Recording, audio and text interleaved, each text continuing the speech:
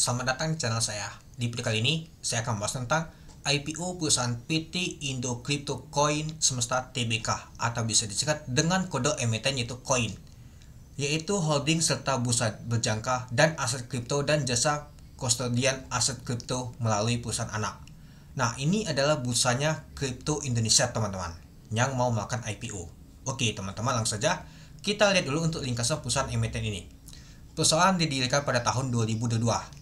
Perusahaan merupakan perusahaan holding yang melakukan investasi pada perusahaan anak yang bergerak dalam bidang bursa berjangka dan bursa aset kripto, yaitu PT Centa Financial X, yaitu CFX, dan jasa kustodian aset kripto, yaitu PT Kustodian Koin Indonesia, yaitu ICC. Nah, mungkin kustodian ini ya hampir sama seperti mirip KCI ya teman-temannya.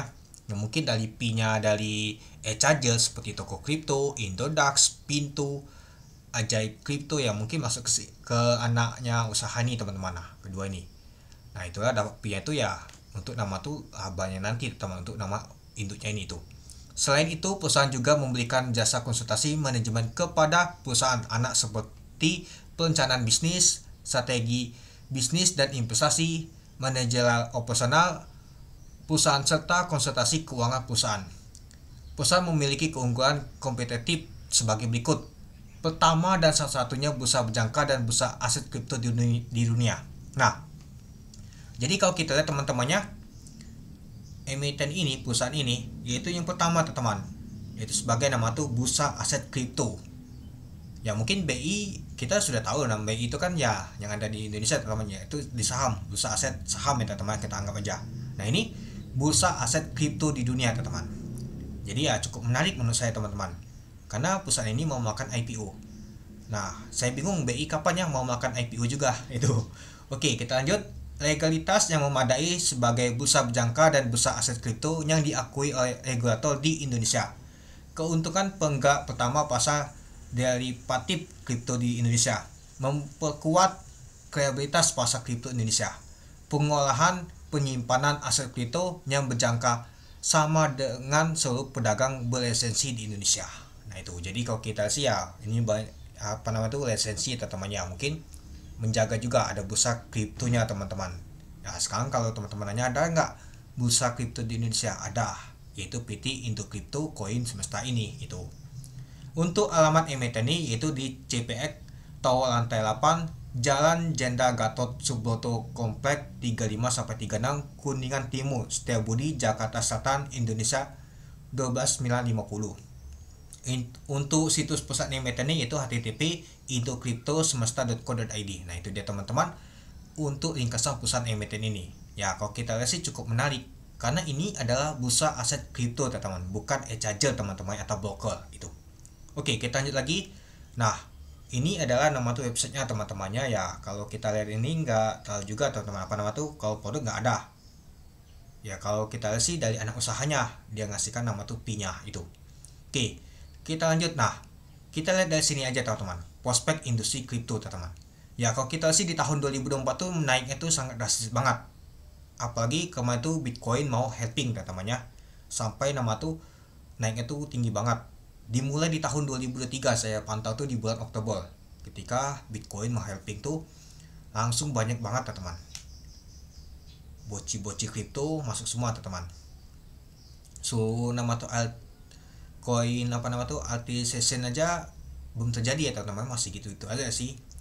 Ya seperti koin meme aja mulai naik berapa persen waktu lalu ketika nama tuh lagi happy banget nama tuh kripto. Ya di tahun 2024 mungkin tahunnya kripto teman-teman. Tapi kalau kita lihat di tahun 2025 nih mulai turun teman-teman volumenya seperti.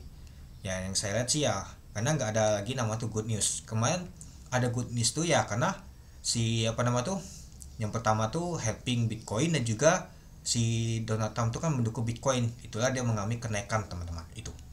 Nah, dan juga kalau kita sih pada per Desember tahun 2024 jumlah investor kripto di Indonesia tercatat 22,91 juta, lumayan ramai banget teman-temannya. Ya dibandingkan kalau kita lihat untuk di investor saham tuh nggak tahu besar juga, banyaknya di kripto. Ya mungkin kalau kripto tuh nggak simple, nggak tahu ribet seperti saham, nggak tahu banyak dipelajari juga teman-teman. Ya yang penting buy dan sell mungkin teman-teman. Tapi ya pasti ada juga analisa teman-teman, gak jauh beda seperti saham itu. Nah, kalau kita lihat ini dia teman-teman. Di tahun 2021 ya memang paling rame. Awal-awal nama itu kripto. Itu rame banget teman-teman. Tahun 2020 kan masa Covid, masuk di sini mulai ada Elon yang pom-pom dari Doge teman-teman. Rame banget itu waktu lalu tahun 2021. Tahun 2022 mulai turun dan juga terjadi crash Bitcoin sampai menyentuh ke berapa ya? Ke 15.000. Di tahun 2023 mulai turun lagi, tapi di tahun 2024 mengalami kenaikan teman-teman untuk volume transaksinya. Nah, nggak tahu di tahun 2025 nih apakah mengalami kenaikan atau malah menurun teman-teman. Apalagi ya kalau kita sih terjadi penurunan terus ya harga nama tuh koin lain ya teman. Sedangkan kalau kita untuk Bitcoin memang sideways di sana-sana lah teman-teman, di harga di 100.000 ya itu. Oke, kita lanjut lagi. Nah, kita masuk ke informasi perusahaan IPO. Jumlah saham ditawarkan adalah 2.205.882.400 lembar saham atau 22.058.824 lot saham. Dari total saham dicatatkan yaitu 15%. Harga penawaran rentang dari 1 sampai 105. Dana diperoleh sekitar 220 miliar sampai 231 miliar. Untuk penawaran awal yaitu di tanggal 23 Juni sampai 25 Juni tahun 2025. Untuk penawaran umum yaitu di tanggal 2 Juli sampai tanggal 7 Juli tahun 2025. Untuk pencatatan saham yaitu di tanggal 7 Juli tahun 2025. Untuk pencatatan saham di Bursa Efek Indonesia di tanggal 9 Juli tahun 2025. Untuk underwriter yaitu KI, Cipdana Sekuritas Asia, masuk ke papan utama. Nah, kalau kita lihat yang paling cukup menarik adalah underwriternya yaitu KI. KI kalau kita lihat single, solo sendirian. Apakah akan mengulang seperti tahun lalu teman-teman? Nanti kita lihat. Oke, kita lanjut lagi ke rencana penggunaan dana ini teman-teman. Seluruh dana yang diperoleh dari penawaran umum ini setelah dikurangi biaya-biaya yang berhubungan dengan penawaran umum ini akan digunakan untuk yang pertama, sekitar 85% akan diberikan kepada perusahaan anak yaitu CPX dalam bentuk penyertaan modal yang akan digunakan untuk modal kerja atas kegiatan operasional. Yang kedua, sisanya akan diberikan kepada perusahaan anak yaitu ICC dalam bentuk penyertaan modal yang akan digunakan untuk modal kerja atas kegiatan operasional. Nah, jadi kalau kita lihat teman-temannya, rata-rata dana ini digunakan untuk perusahaan anaknya semua, tapi untuk digunakan untuk modal kerja teman-teman. Cukup menarik. Nah, untuk lebih lengkapnya teman-teman bisa baca di Prospektus di bab 2 itu. Oke, kita lanjut lagi ke struktur pemegang saham. Sebelum IPO, nilai nominalnya 100 per saham yang cukup menarik banget. Kenapa? Dijual ke penawaran umum nanti mungkin di 100 atau di 105. Kalau di 100 cukup menarik banget karena pemegang lama seperti mereka ini belum nama itu cuan sama sekali.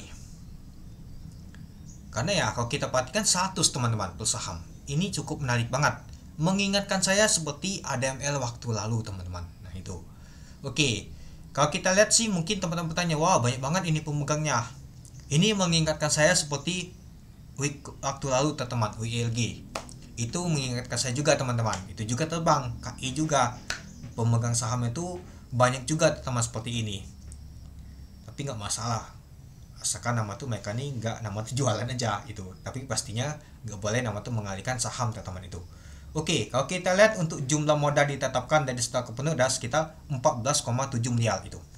Oke, kita lanjut lagi ke pembatasan atas saham yang diterbitkan sebelum penawaran umum. Ya, seperti biasa ya teman-temannya. Berdasarkan pasal 2 ayat 1 Peraturan OJK nomor 25 tahun 2017, setiap pihak yang memperoleh efek bersifat ekuitas dari perusahaan dengan harga atau nilai konversi atau harga pelaksanaan di bawah harga penawaran umum perdana saham dalam jangka waktu 6 bulan sebelum pernyataan pendaftaran kepada OJK dilarang untuk mengalihkan sebagian atau seluruh kepemilikan atas efek bersifat ekuitas perusahaan tersebut sampai dengan 8 bulan setelah pernyataan pendaftaran menjadi efektif itu. Kita langsung saja teman-teman, kita lihat siapa saja. Nah, kalau kita sih atas transaksi ini ada berdasarkan akta di tanggal 29 Juli tahun 2024. Oke. Ini nggak perlu tetapnya. Seluruh pemegang saham telah memperoleh saham perusahaan dalam jangka waktu 6 bulan sebelum pernyataan pendaftaran kepada OJK yaitu 25 September tahun 2024 itu. Nah, atas transaksi tersebut maka berdasarkan surat pernyataan masing-masing tanggal 25 April tahun 2025 Dari seluruh pemegang saham, masing-masing pemegang saham telah menyatakan bahwa mereka tidak akan mengalihkan sebagian seluruh saham yang dimilikinya dalam perusahaan dalam jangka waktu 8 bulan sejak efektifnya pernyataan pendaftaran dalam rangka penawaran umum perusahaan sesuai dengan ketentuan pasal 2 ayat 1 Peraturan OJK nomor 25 tahun 2017 itu. Berdasarkan surat pernyataan masing-masing tanggal 14 Maret tahun 2025, Andre Hidayat, Jet Suitoyo, PM, dan Along selaku pihak pengendali perusahaan menyatakan bahwa akan tetap menjadi pengendali perusahaan sampai dengan 12 bulan setelah pernyataan pendaftaran menjadi efektif. Itu dia. Oke, coba kita lihat dulu untuk skema kepemilikan perusahaan ini, teman-teman. Nah, yang paling banyak tadi adalah si Andre Hidayat, teman-temannya. Ada si Jet juga, Suitoyo, Along juga, teman-teman. Ini dia. Ya, kalau kita lihat sih lumayan juga, teman-temannya. Ini nggak kelihatan ya si Timothy ya, katanya aja kripto, harusnya sih ada juga harusnya. Iya enggak teman-teman itu. Nah, ini KS, ini Cici, dan juga CPX anak usahanya, teman-teman. Kali aja nanti anak usahanya mau makan IPO juga, atau aja kripto juga mau makan IPO. Jadi ya kemarin ada info mau makan IPO, katanya KI sama Cici ya, tahunya Cici nggak jadi ya, jadi KI aja. Ternyata perusahaan kripto inilah, teman-teman, ya bentuk finance dia, teman-teman itu. Oke, kita lanjut lagi ke laporan posisi keuangan consolidation. Oke, kita lihat untuk nama tuh aset.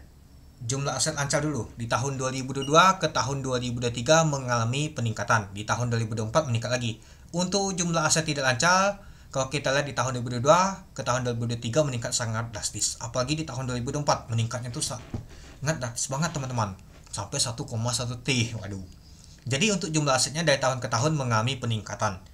Nah, kalau kita lihat untuk likuiditas dan ekuitasnya, kita lihat untuk nama tuh jumlah likuiditas jangka pendeknya tahun 2022 nggak kelihatan, nggak dimunculin ya. Untuk di tahun 2023 lumayan, tapi di tahun 2024 menurun untuk jangka pendeknya. Untuk jangka panjangnya dari tahun 2023 ke tahun 2024 mengalami peningkatan.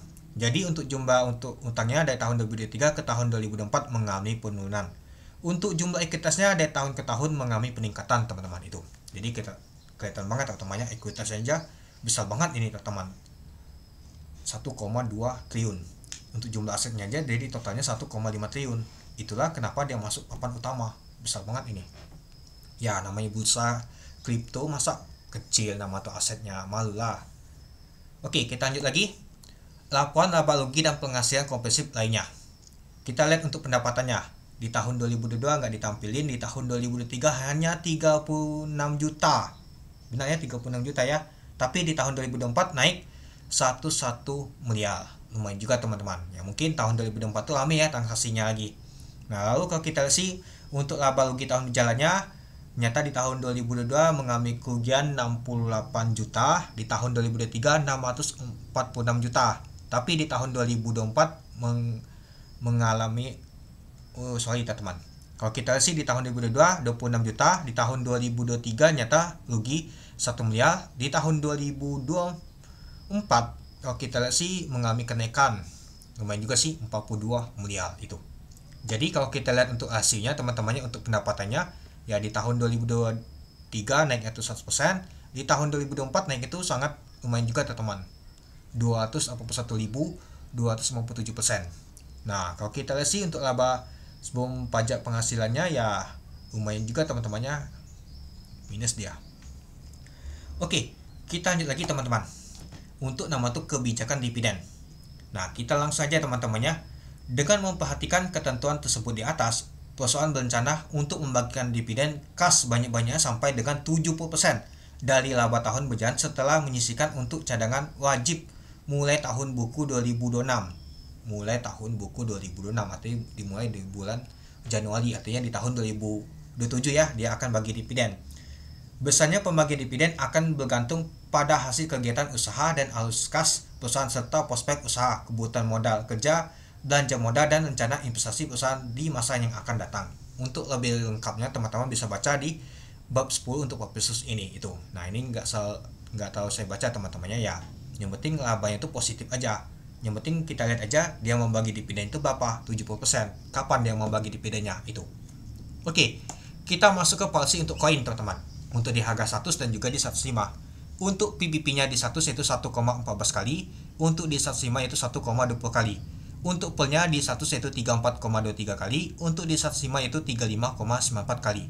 Untuk BP sama 87,83, untuk DOL juga sama 18,19%, untuk OI juga sama 3,33%, untuk EPS 2,92, untuk jumlah saham yang di stok penuh tadi adalah 14,7 miliar, untuk ekuitasnya yaitu 1,2 triliun, untuk laba bersihnya yaitu 42 miliar, untuk total hutangnya yaitu 234 miliar. Untuk market cap di 100 yaitu 1,4 triliun, untuk market cap di 105 yaitu 1,5 triliun. Nah, jadi kalau kita lihat teman-temannya, untuk policy untuk koin ini cukup menarik banget teman-teman, cukup murah banget ini teman-teman. Ya, jadi ya kalau kita sih menarik ini. Ya, namanya bursa kripto, masa policy jelek gitu. Apalagi kalau misalkan dia ambil di harga 100 ya menarik banget. Sebelum IPO aja harga 100 dijual 100, waduh, ya mungkin mau cepat-cepat keluar pengalamannya, pastinya maunya naik itu berapa persen. Mengingatkan saya seperti ADML waktu lalu. Kita masuk kesimpulan. Yang pertama, kinerja perusahaan saham koin dari tahun 2022 ke tahun 2024 mengalami peningkatan dari pendapatan dan juga laba tahun berjalannya seperti kita lihat tadi. Yang kedua, tujuan pengguna dana lumayan menarik untuk diberikan kepada anak usahanya untuk modal kerja seperti kita lihat tadi teman-temannya. Yang ketiga, untuk underwriter dari IPO saham koin adalah KI. Single ini teman-temannya yang sangat menarik. Nah, sempat sebelumnya itu saya lihat sih bukan KI teman-temannya, dia sama Cici dari teman-teman. KI sama Cici, tadinya gak jadi Cicinya. Kalau ada Cici sudah pastinya nggak tahu cukup menarik ini. Ternyata KI sendirian teman-teman mau ngawal ini ya. Mungkin Cici itu sudah banyak kemarin tuh ngawal IPO, ganti dulu. Ternyata KI bisa sendirian dibawa IPO teman-teman ya, karena track ikutnya aja udah bawa IPO seperti ADMR dan Nurik aja kuat juga dia teman-teman. Sukses bisa bawa ke ribuan persen naiknya. Apakah bisa sukses nanti di pertambangan? Sukses. Sama teknologi sukses. Apakah di finance ini bisa juga sukses teman-teman? Mari kita lihat dulu untuk nama tuh track ikut Chip Dana Sekuritas Indonesia yaitu KI. 2018 kalau kita sih hanya SPTO ditutup hijau. Di tahun 2019 ditutup hijau juga. Di tahun 2001 A semua. Kalau kita perhatikan A semua ya teman-teman ya. Nah, di tahun 2022 ADML bisa 8 kali A dengan 60 juta lot. WIG 7 kali A teman-teman dengan 23 juta lot. Ini kalau kita sih untuk samakan jumlah lotnya aja sama teman-temannya seperti nama tuh koin ini untuk jumlah lotnya. Sedangkan kalau untuk harganya sama seperti ADMR. Nah, 7 kali A, 8 kali A. Wow. MTMH 1 kali A. OMED 23%. Di tahun 2023 MBMA sama PKTL ditutup 11% semua. Di tahun 2024 ALI 1 kali A. Jadi kalau kita lihat sih yang kita masukin adalah BMHS bisa 5 kali A, ADML 8 kali A, WIG bisa 7 kali A. Ketika dia sendirian sukses banget dia teman-teman. Apakah akan mengulang kembali KI ini? Dia solo sendirian, teman-temannya single, bisa bawa seperti waktu lalu. Nanti kita lihat teman-teman, semua itu tergantung sama market nanti. Waktu lalu saya cuan di ADML lumayan banget teman-teman, apalagi di WIG aja sampai walnya aja dibawa ke 500 teman-teman, sampai ke berapa itu ya. Ini coba ada walnya coba ya untuk koin ini. Wow, cukup menarik banget pastinya itu, mengingatkan seperti WIG dulu teman-teman itu. Oke, kita lanjut lagi. Yang keempat, IPO saham koin tergolong lumayan murah policy-nya dan harga sebelum IPO nominalnya tadi 100 ya. Kalau dijual di harga 100 itu cukup menarik banget teman-teman. Mengingatkan saya seperti IPO ADML dulu. Yang ikut IPO ADML dulu pasti tahu. Menarik banget, penjataan lumayan gede dulu. Malahan ala berjilid, tembok tebal banget aduh.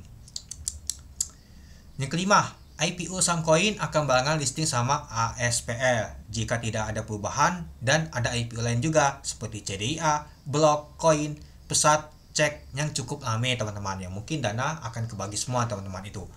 Nah, kalau menurut saya sih teman-temannya untuk koin ini cukup menarik banget seperti ya dibandingin CDIA ya. Mungkin CDIA itu ya ada Pak Jogo ya. Nah, karena koin ini ya bursa kripto ini teman-teman yang pertama. Yang kedua ya underwriter KI itu cukup menarik karena dia single dia. Mungkin nggak ada yang ganggu juga dia. Nah, lalu kalau menurut saya sih harganya juga di 100 itu cukup menarik karena harganya 100 dijual 100. Ya mungkin gak jauh beda. CDI juga harganya 100 juga, tapi dijual di 170 dan 190. Sama juga dengan pesat. 800 dijualnya 850 sampai 900.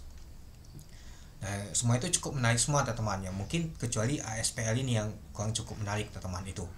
Nah, yang keenam, IPO saham koin lebih cocok mempakai momentum jangka pendek aja, YPC aja, yang penting cuan.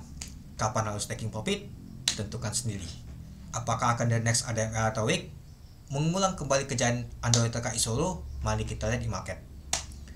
Ini saya sudah memprediksikan kemana nanti pergerakannya. Moga aja nggak meleset. Kalau meleset sudah artinya bandar ini memang kebagi dananya teman-teman. Bandarnya kebagi ke berapa dananya. Ya karena ya mungkin bandar juga mau nembok CDA, mau tempat lain. Karena ya semua itu bagus. Yang heran itu cuma satu, kenapa semua itu di balangan? Coba kalau nggak balangan, nama tuh IPO, mungkin menarik semua teman-teman. Ya kecuali ASPL ini ya teman-temannya. Nah itu. Oke, mungkin ini aja teman-temannya untuk video saya tentang pembahasan untuk IPO saham koin ini. Ya nanti kalau profesor final misalkan ada perubahan nanti saya akan update lagi teman-teman. Yang jelas sih untuk IPO saham koin ini cukup menarik teman-teman. Tinggal mikirkan bagaimana manajemen keuangan kita. Bagi dana itu gimana. Itu. Oke, mungkin itu dulu ya teman-temannya untuk video saya. Oke, sekian video saya. Terima kasih menonton. Salam cuan.